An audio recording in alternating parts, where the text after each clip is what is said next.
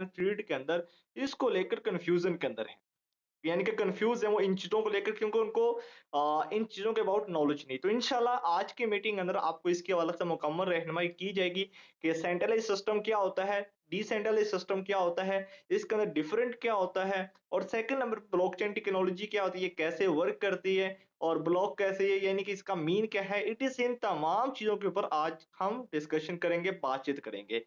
इसलिए फ़ोकस से बैठिएगा, अटेंशन से बैठिएगा ताकि आप जो चीज़ें हों, सीखने वाली हों, उनको आप अच्छे सीख सकें और फिर देन क्या है कि आप उन पर अमल करके मार्केट के अंदर एक अच्छे रिज़ल्ट क्रिएट कर सकें। तो सबसे पहले मुझे बता दीजिएगा कि आज की मीटिंग अंदर कितने पर्सन रेडी हैं मीटिंग के लिए? ओके, मीटिंग अंदर इस वक़्त 35 पर्सन है, यानी कि 35 पर्सन है। तो आप में से कितने लोग मीटिंग अंदर एक्टिव होकर इस वक़्त बैठे हुए हैं और जिनकी मुकम्मल अटेंशन आज की मीटिंग के अंदर है? यस। ये 35 लोग हैं, इनका तमाम का मैसेज आना चाहिए। ओके, अभी तक 5 लोगों का 9 लोगों का रिप्लाई आया है अभी तक। अहमद साहब आपने 2 दफ़ा रिप्लाई कर दिया है और 3 दफ़ा हो गया है। ओके, वेल एंड गुड, बहुत अच्छे। Yes sir, I am interested, okay, बहुत अच्छे। चलिए माशाल्लाह वेल एंड गुड, बहुत अच्छा, ज़बरदस्त एंड बहुत अच्छा लगा आपकी एक्टिविटी देखकर। तो हम स्टार्ट करते हैं, सबसे पहले नंबर पर हम बात करेंगे सेंट्रलाइज़्ड सिस्टम क्या होता है? ठीक है? यानी कि सेंट्रलाइज़ सिस्टम का क्लियर होना बेहद ज़रूरी है, फिर हम डिसेंट्रलाइज़ पर चलेंगे। सबसे पहले डिसेंट्रलाइज़ की तारीफ़ समझते हैं। सेंट्रलाइज़ सिस्टम कहते किसको हैं? यानी कि सेंट्रलाइज़ सिस्टम एक ऐसा सिस्टम जिसकी मुकम्मल अथॉरिटी, रिसोर्सेज़ और मुकम्मल जो कंट्रोल है वो किसी एक तबके के पास यानी कि एक मैनेजमेंट टीम के पास या एक ओनर के पास हो, एक शख्स के पास, मखसूस शख्स के पास हो, उसको हम सेंट्रलाइज़ सिस्टम कहते हैं। यानी कि एक ऐसा शख्स जो उस सिस्टम को कभी भी बंद भी कर सकता है, कभी भी खत्म भी कर सकता है और सिस्टम को कभी भी हटा भी सकता है मार्केट के अंदर से। ठीक है? इसको हम क्या कहते हैं? सेंट्रलाइज़्ड सिस्टम कहते हैं। यानी कि आसान अल्फाज़ों में तो आप एक तारीफ़ समझे कि भाई जिसका जो कंट्रोल है वो सारा का सारा ओनर के पास है, मैनेजमेंट टीम के पास है कंपनी की या कोई भी तबका है, कोई भी इंडस्ट्री है, उसका सारा का सारा कंट्रोल है, वो एक ही शख्स के पास कंट्रोल है। उसको हम सेंट्रलाइज़ सिस्टम कहते हैं, यानी कि इसके अंदर यूज़र का कंट्रोल नहीं होता और जिस इंडस्ट्री का जो कंट्रोल है वो सेंट्रलाइज़ सिस्टम बेस के ऊपर है, वो उसका जो ओनर है उस वेबसाइट को या उस इंडस्ट्री को भी बंद भी कर सकता है या कोई पर्सन उसके अंदर काम कर रहा है, उसने कोई गलती कर दी है या गलती नहीं भी की, उसको वो साइट पर लगाना चाहता है, उसको साइट पर भी हटा सकता है या उस कंपनी के अंदर जो फ्रॉड करके अगर भागना हो तो वो भाग भी सकता है। यानी कि उसके अंदर क्या होता है, एक सेंट्रलाइज़ सिस्टम ये चीज़ होती है, यानी कि उस सिस्टम को कभी वो बंद भी कर सकता है। ठीक है? उसके अंदर ये चीज़ होती है, यानी कि जिस सिस्टम को कभी भी कोई बंद कर सकता है, उसको हम सेंट्रलाइज़्ड सिस्टम कहते हैं। सेंट्रलाइज़्ड सिस्टम के अंदर बहुत सारी इंडस्ट्री काम करती है, उनमें से आपको एक एग्ज़ाम्पल के ज़रिए से समझाऊँगा। जैसे हम कॉलेज को ले लेते हैं, कॉलेज क्या है? एक सेंट्रलाइज़्ड सिस्टम है। आप फॉर एग्ज़ाम्पल आपको छोटी-सी एग्ज़ाम्पल देता हूँ, आप एक कॉलेज के अंदर एडमिशन लेते हैं या यूनिवर्सिटी के अंदर एडमिशन लेते हैं, ठीक है? अभी क्या है कि आपने यूनिवर्सिटी के अंदर लाखों रुपए फीस देकर आपने उस पर दाखिला ले लिया, एडमिशन ले लिया। अभी क्या है कि अगर आप फॉर एग्जांपल जो पॉलिसियाँ हैं उसकी एसओपी है कॉलेज यूनिवर्सिटी की, अगर आप उसको फॉलो नहीं करते, तो आपको किसी भी टाइम, किसी भी वक़्त उस अदारे से निकाला जा सकता है। इसको हम क्या कहते हैं? सेंट्रलाइज़्ड सिस्टम कहते हैं। या यहीं पर अगर हम एग्ज़ाम्पल ले लेते हैं, आप जो इस वक़्त अपने पास वॉलेट यूज़ करते हैं, जैज़ कैश, ईज़ी पैसा वॉलेट की हम एग्ज़ाम्पल ले लेते हैं। ठीक है? लाइक हम इसकी एग्ज़ाम्पल ले ये भी एक क्या है? सेंट्रलाइज़्ड बेस के ऊपर है। इसका सारा का सारा जो कंट्रोल है वो किसके पास है? वो मैनेजमेंट टीम के पास है इसकी, यानी कि ईज़ी पैसे जो मैनेजमेंट है, सीईओ है, उसके पास कंट्रोल है। अगर फॉर एग्ज़ाम्पल क्या होता है कि आपका जो कोड है, यानी कि आपका जो सीक्रेट कोड होता है, वो किसी भी शख्स को पता चल जाता है।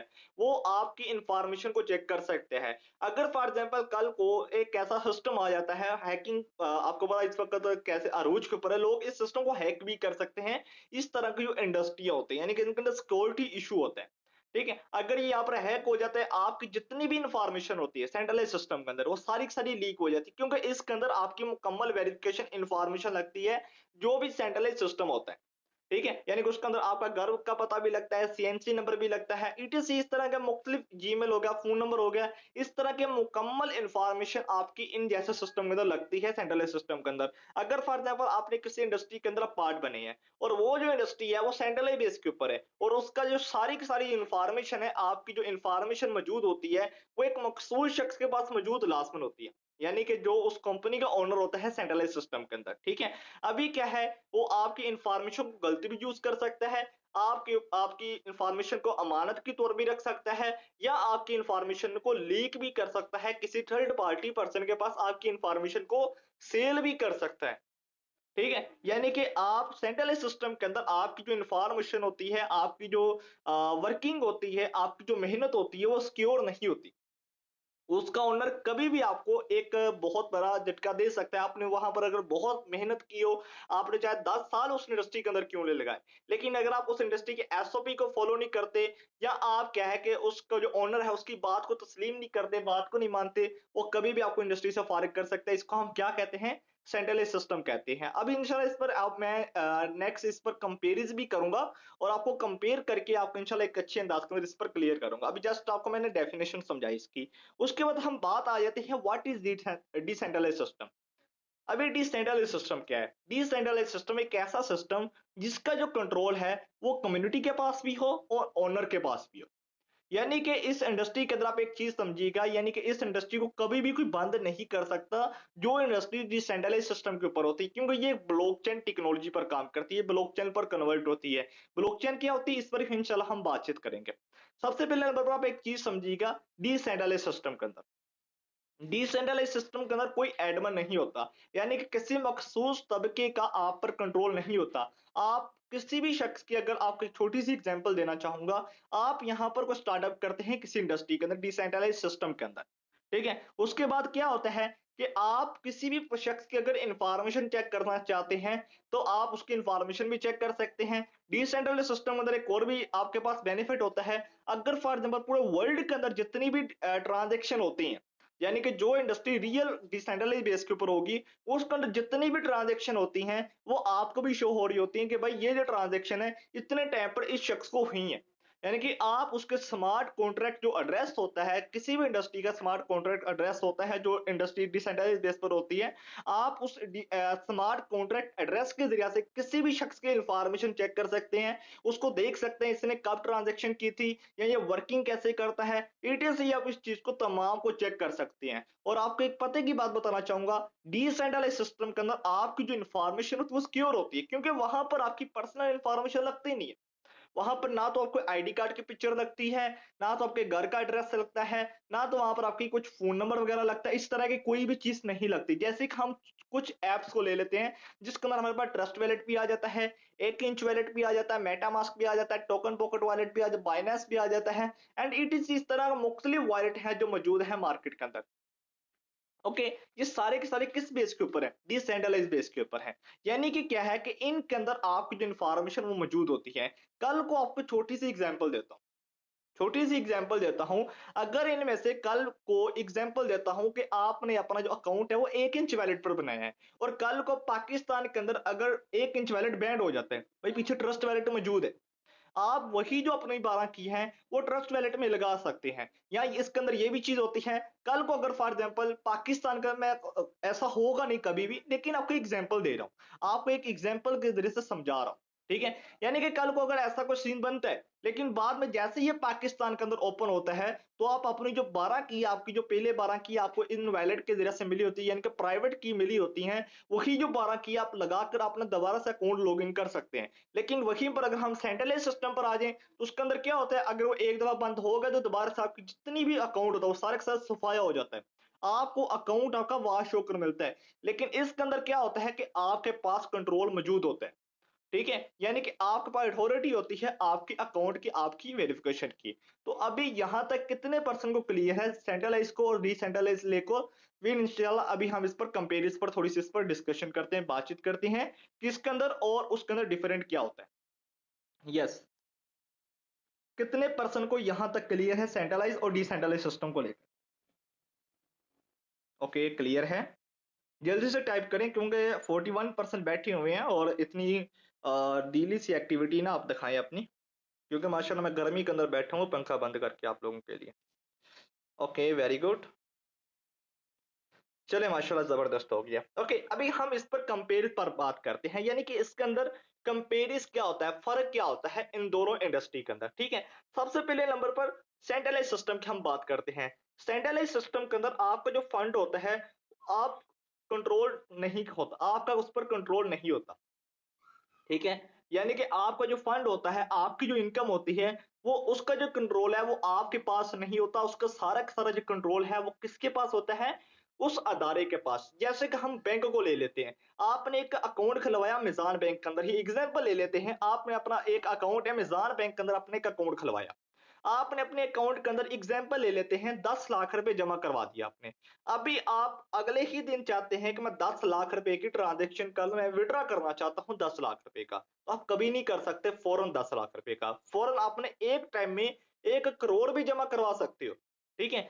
लेकिन क्या है कि आप एक टाइम में 1 करोड़ नहीं निकाल सकते। आप जस्ट जो निकाल सकोगे वो 1 दिन के अंदर 50,000 रुपए। यानी कि आप जस्ट जो विथड्रॉ है वो अपना 50,000 का करवा सकोगे। यानी कि इसके अंदर क्या होता है, आपके फंड पर जो कंट्रोल होता है वो किसी थर्ड पार्टी पर्सन का आ जाता है। मैं एक्सचेंज की बात कर रहा हूँ, ठीक है? ईज़ी पैसा ले लेते हैं, ईज़ी पैसा के अंदर भी एक लिमिट होती है, ठीक है? उसके बाद अगर आपकी ईज़ी पैसा वॉलेट के अंदर एग्ज़ाम्पल देता हूँ 10 लाख रुपए पड़े हुए हैं, तो आप 1 दिन के अंदर 10 लाख का विथड्रॉ नहीं कर सकते। उसकी जो डेली की लिमिट होती है वो 1 लाख तक होती है, 50,000 तक या 20,000 रुपए तक उसकी भी विथड्रॉ लिमिट होती है। यानी कि आपका जो फंड होता है वो किसी थर्ड पार्टी पर्सन के अंदर कंट्रोल होता है। इसी तरह अगर हम बात करें डिसेंट्रलाइज्ड सिस्टम के, डिसेंट्रलाइज्ड सिस्टम के अंदर क्या होता है कि इसके अंदर आपकी जो इनकम होती है वो क्रिप्टो के अंदर मौजूद होती है। यानी कि आपका जो फंड है, आपका जो एसेट है, वो फंड क्रिप्टो के अंदर मौजूद होता है। आप उसको करेंसी के अंदर, किसी करेंसी के अंदर कन्वर्ट कर सकते हैं, जैसे कि आप यूएसडीटी के अंदर कन्वर्ट कर सकते हैं, डाई के अंदर कन्वर्ट कर सकते हैं, आप उसको बीएनबी के अंदर कन्वर्ट करना उस पर कर सकते हैं, बिटकॉइन के अंदर कन्वर्ट करना उसके अंदर का इथेरियम पर कन्वर्ट कर सकते हैं। यानी कि आप इन वॉलेट के जरिए से अपनी जो करेंसी है उसको महफूज कर सकते हैं इजीली इन वॉलेट के अंदर। यानी कि आपकी जो करेंसी है, आपकी जो एसेट होता है वो महफूज होते हैं। और अगर फॉर एग्जांपल आप इन वॉलेट के जरिए से या इन करेंसी को अगर 2 करोड़ की भी डेली की ट्रांजेक्शन करना चाहें, वो इजीली कर सकते हैं क्योंकि ये डिसेंट्रलाइज्ड बेस के ऊपर है। और इसके अंदर क्या होता है कि आपका जो कंट्रोल है वो आपकी करेंसी पर जो कंट्रोल होता है वो जस्ट आप लोगों का ही होता है। उसके बाद हम बात करते हैं दूसरे नंबर पर सेंट्रलाइज सिस्टम की। इस सिस्टम को कोई भी हैक कर सकता है इजीली।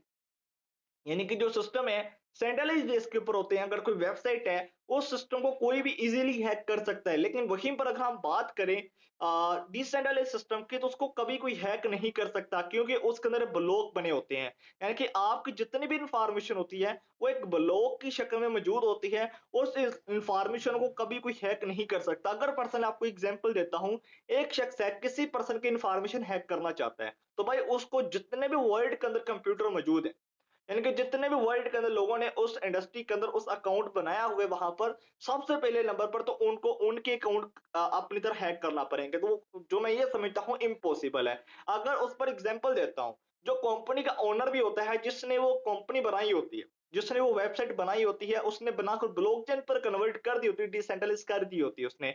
अगर वहां पर वो भी कुछ छेड़छानी करना चाहता है, इंफॉर्मेशन के अंदर छेड़छानी करता है, तो भाई सारा का सारा जो सिस्टम है फ्लॉप हो जाता है और सारे के सारे प्रोग्रामों के अंदर एरर आ जाता है, सिस्टम खत्म हो जाता है। यानी कि एक आईडी को खत्म करते वक्त भी सारी की सारी जो सिक्योरिटी खत्म हो जाती है।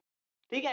यानी कि सेंट्रलाइज के अंदर आपकी जो इंफॉर्मेशन, आपने इंफॉर्मेशन लगाई होती है, वहां पर आपके अगर वो सिस्टम हैक हो जाता है, बाद में आपकी जो इंफॉर्मेशन है उसका गलत भी यूज किया जा सकता है। उसके बाद सेंट्रलाइज सिस्टम को अभी लोग क्यों रेफर इतना करते हैं? सेंट्रलाइज सिस्टम जैसे कि हमारे पास इजी पैसा आ जाए, जैस कैश आ जाए, यू पैसा अकाउंट है, बैंक इंडस्ट्री आ जाती है, इसको लोग अभी इतना रेफर क्यों करते हैं? क्योंकि ये आसान है थोड़ा सा, ठीक है?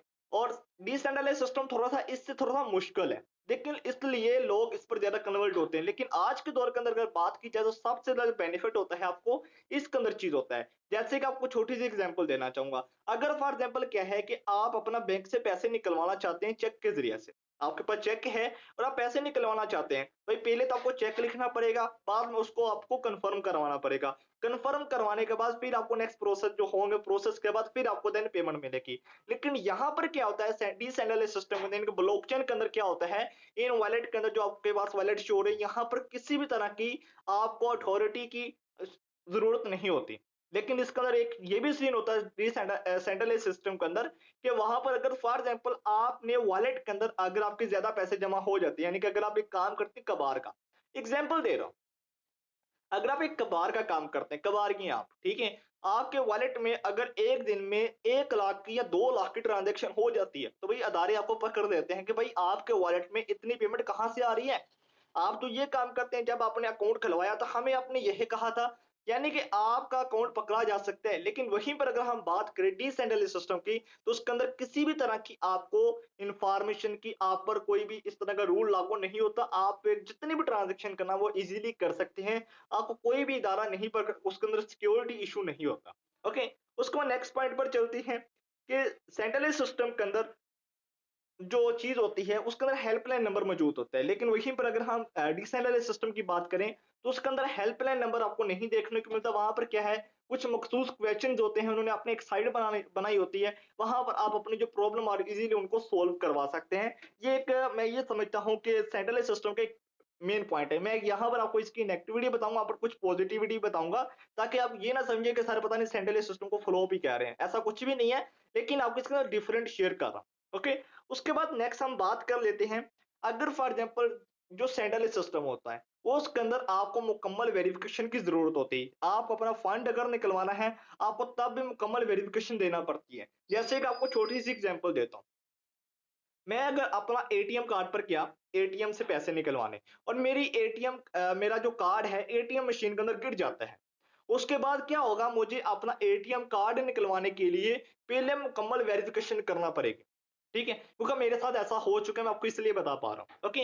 अगर फॉर एग्ज़ाम्पल मेरा कार्ड गिर चुका मशीन को मैं नहीं निकाल पाया, उसको मुकम्मल वेरिफिकेशन देना पड़ेगी, देन मैं अपना कार्ड निकलवा सकूँगा। अगर वहीं पर अगर आप अपना फंड भी निकलवाना चाहते हैं या अगर वहाँ पर अपना अकाउंट बनाना चाहते हैं, तो आपकी मुकम्मल वेरिफिकेशन की ज़रूरत होती है आपकी। यानी कि आपको मुकम्मल अपनी जो इन्फॉर्मेशन उनको शेयर करना पड़ती है, उनको इन्फॉर्मेशन देना पड़ती है, अपनी पर्सनल इन्फॉर्मेशन उनको शेयर करना पड़ती है। आप क्या करते हैं, कहाँ पर रहते हैं, कहाँ से इनकम आती है, इनका सोर्स क्या होता है, फैमिली क्या करती है, फैमिली बैकग्राउंड कैसा है, ईटीसी, ये तमाम चीज़ आपको सेंट्रलाइज़्ड सिस्टम के अंदर देनी पड़ती हैं। लेकिन वहीं पर अगर हम बात करें डिसेंट्रलाइज़्ड सिस्टम की, तो वहाँ पर ये चीज़ें आपसे नहीं माँगी जाती।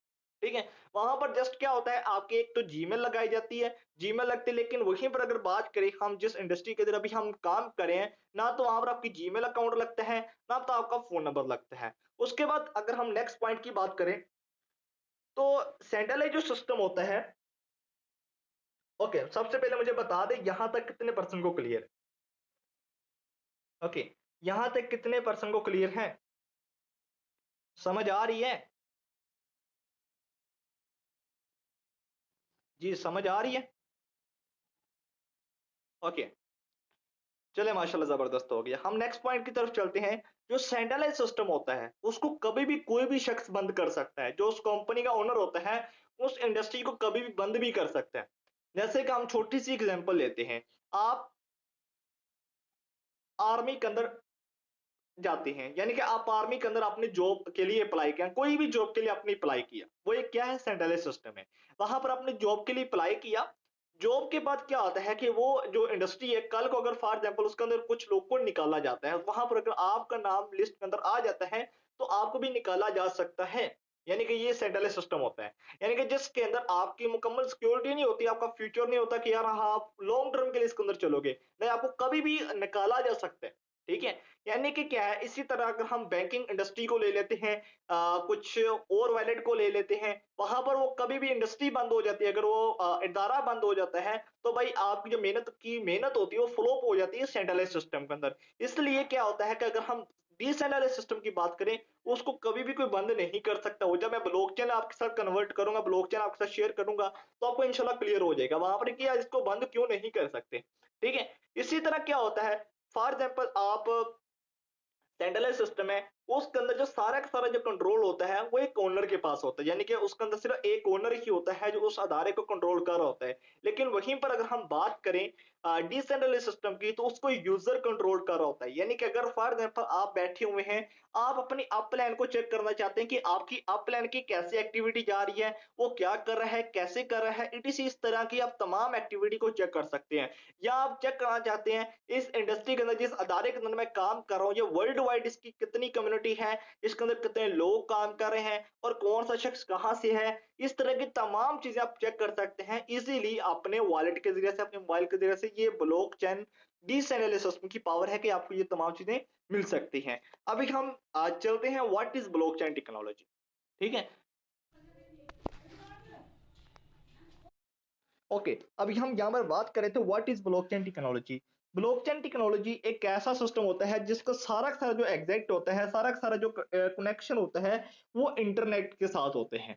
ठीक है, यानी कि जब तक इंटरनेट मौजूद है तब तक ये ब्लॉकचेन टेक्नोलॉजी चलने वाली है, तब तक ब्लॉकचेन टेक्नोलॉजी का नाम दुनिया में रहेगा, तब तक इस इंडस्ट्री को कोई भी शख्स खत्म नहीं कर सकता। अगर दुनिया से इंटरनेट खत्म होता है तब जाकर हम कह सकते हैं हाँ यार ब्लॉकचेन खत्म हो सकती है। लेकिन आपको एक चीज का अंदाजा हो रहा होगा भाई, आगे आने वाला जो दौर है सारा का सारा टेक्नोलॉजी का है, सारा का सारा इंटरनेट के ऊपर है, और इस इंडस्ट्री को कभी भी कोई शख्स बंद नहीं कर सकता। यानी कि एक ऐसा सिस्टम जिसका जिसका जो कनेक्शन है वो इंटरनेट के साथ हो, उसका हम ब्लॉकचेन कहते हैं। और ये एक डेटाबेस होता है, यानी कि जिसके अंदर आपका डाटा महफूज होता है। ब्लॉक कैसे बनता है, अभी ब्लॉक का मीन क्या होता है, फॉर एग्जाम्पल आपको छोटी सी एग्जाम्पल देता हूँ। ये डेटाबेस क्या है, रिटर्न फॉर्म के अंदर भी हो सकता है, कुछ इंफॉर्मेशन के तौर भी हो सकता है, या किसी भी सूरत में आप अपना जो ब्लॉकचेन, ये ब्लॉक डाटा बन सकता है, ब्लॉकचेन पर आप कुछ चीज कन्वर्ट कर सकते हैं। लेकिन उसके अंदर एक चीज बताना चाहूंगा आपको कि अगर फॉर एग्जाम्पल आपका जो डेटाबेस है वो कैसे महफूज होता है। आप फॉर एग्जाम्पल आईडी लगाते हैं किसी भी इंडस्ट्री के अंदर, ओके, मेटाफोर्स का हम ले लेते हैं, मेटाफोर्स के अंदर आपकी आईडी लगी है, तो डियर अभी आपका जो अकाउंट यहाँ पर लगा है वो किस बेस के ऊपर लगा है, ब्लॉकचेन के ऊपर लगा है। आपने अपना अकाउंट लगाया, वो एक कंप्यूटर की शेप में आपको जो डाटा होता है, आपकी जो इंफॉर्मेशन होती है वो एक महफूज हो जाती है कंप्यूटर के अंदर। ठीक है, यानी कि एक कंप्यूटर, ओके, तो यहाँ पर हम बात करें तो what is blockchain technology. Blockchain technology एक ऐसी टेक्नोलॉजी होती है जो एक डाटाबेस होता है, यानी कि जिसके अंदर आपकी जो इन्फॉर्मेशन होती है वो एक कंप्यूटर की शरत में बन जाती है। यानी कि आपने फॉर एग्जांपल अपनी इन्फॉर्मेशन है कहीं भी उन पुट की, ठीक है, डिसेंट्रलाइज्ड सिस्टम के अंदर, वहाँ पर क्या होता है आपकी जितनी भी इन्फॉर्मेशन होती है वो एक कंप्यूटर की शेप में बन जाती है, और वो उस इन्फॉर्मेशन के क्या है कभी भी कोई एग्जैक्ट नहीं कर सकता, कभी उसको कोई ख़त्म नहीं कर सकता। ठीक है, और अगर फॉर एग्जांपल ये ब्लॉक बनते कैसे हैं, यानी कि आपने इन्फॉर्मेशन पुट की, आपका एक ब्लॉक बन जाता है, और पूरे वर्ल्ड के अंदर जैसे ही लोग इन्फॉर्मेशन पुट करते जाते हैं ये एक ब्लॉक बनता जाता है। जैसे एक ब्लॉक बनता है तो इन जो इन्फॉर्मेशन होती है ये आपस में कनेक्ट होती जाती है, यानी कि एक दूसरे के साथ, और एक ये चैन सिस्टम बन जाता है। इसको हम ब्लॉकचेन टेक्नोलॉजी कहते हैं। और ब्लॉकचेन टेक्नोलॉजी, इस टेक्नोलॉजी का नेक्स्ट आने वाला फ्यूचर के अंदर आप देख सकते हैं कि इस इंडस्ट्री का फ्यूचर बहुत बड़ा है, क्योंकि इस इंडस्ट्री के अंदर आपकी इंफॉर्मेशन महफूज होती है और आप इजीली अपना इसके अंदर वर्क करके एक बहुत बड़ा अपना बिजनेस डेवलप कर सकते हैं ब्लॉकचेन टेक्नोलॉजी के अंदर। और भी बहुत सारे काम है ब्लॉकचेन टेक्नोलॉजी से आप ले सकते हैं। ठीक है, तो अभी यहाँ तक क्या था कि पीछे आपको बहुत सारी मैं चीज़ें बता चुका हूँ, यानी कि डिसेंट्रलाइज्ड और सेंट्रलाइज्ड सिस्टम के अबाउट। तो डिसेंट्रलाइज्ड सिस्टम और ब्लॉकचेन एक ही तरीके से काम करते हैं, और मतलब कि क्या है, जो डिसेंट्रलाइज्ड सिस्टम होता है ब्लॉकचेन पर कन्वर्ट होता है, जिस इंडस्ट्री को कभी कोई बंद नहीं कर सकता। और इसके अंदर आपकी जो जितनी भी पर्सनल इंफॉर्मेशन होती है वो सारी की सारी महफूज होती हैं, और आप इजीली इसके अंदर अपनी वर्किंग कर सकते हैं। और उसके बाद आज की जो हमारी डे 3 की क्लास थी वो यहीं तक ही थी, और उम्मीद करता हूँ कि आज की मीटिंग अंदर आपने बहुत कुछ सीखा होगा, बहुत कुछ। तो आज की जो क्लास है बहुत ज़्यादा इंपॉर्टेंट एंड ज़बरदस्त हुई होगी आप तमाम लोगों के लिए। तो उम्मीद करता हूँ कि आपको आज की मीटिंग पसंद आई होगी। तो अपना आज के मीटिंग का फीडबैक क्या है लास्ट में शेयर कीजिएगा। तो wish you best of luck, अपना बहुत सारा ख्याल रखिएगा। अल्लाह हाफिज़।